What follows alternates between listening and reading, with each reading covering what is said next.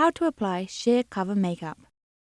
Hi there, I'm Daniel Sander and I'm going to show you how to put on the most beautiful, sheerest, shimmery base that'll make you look your most beautiful. All you need are these three things: a fabulous foundation brush, a light shimmery foundation, and an under-eye concealer that can be used on blemishes. But I must say, if you have slightly, blemishes that are a little bit too obvious, then you'll want to dry up matter formula. But anything under the eye, you just need a nice creamy concealer like this, and I'll demonstrate how to use that the most perfectly. Applying the very light reflective foundation, 2 little squirts on the back of my hand, and then starting in the central panel of the face over the entire area, because of course the face has to look the same kind of finish all the way over. So sometimes you do want to put foundation in a few little areas like the central panel or the eyelids or a little bit on the forehead, but when you want to look dewy and lovely, you need to put it all the way over so your skin looks the same. I'm using very light touches as I apply this, and I'm not using fingers and I'm not using a sponge. The brush really is the best way to apply any kind of foundation, and really it's because you get a really, really fine finish.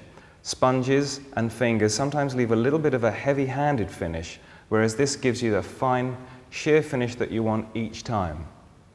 Certain areas of the face require less makeup, and that's where I use longer strokes. But on areas where I need a little bit more coverage, say around the eye and nose area, I use shorter strokes. A little bit of concealer can be applied under the eye and in the darkest area.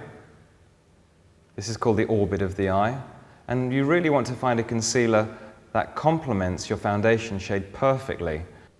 Use the concealer just where it needs to go around the nose, a little bit around the lip edge. Always helps to enhance the natural lip shape and make the top lip look fuller.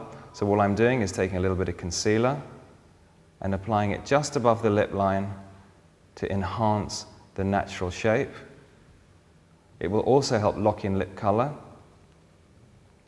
Some people tend to find that when they use concealer, it goes dry, it goes cakey, it looks horrid. The reason that is because they're using a formula that's far too dry. That one is okay on blemishes, but under eye, you want a concealer that really moves with the skin and almost acts like foundation. Having concealer that comes out the brush makes application really, really easy. Means you don't have to have a separate concealer brush. And what you'll notice as well is that concealer mirrors the same shade as the foundation, which is really important. If you don't match your concealer to your foundation, you'll end up with panda eyes, where you get a very white area around the eye, and that just looks really obvious and fake. So if you've got a little bit of yellow in your skin tone, find a foundation that has a little bit of yellow. Similarly, find a concealer that's got a little bit of yellow too.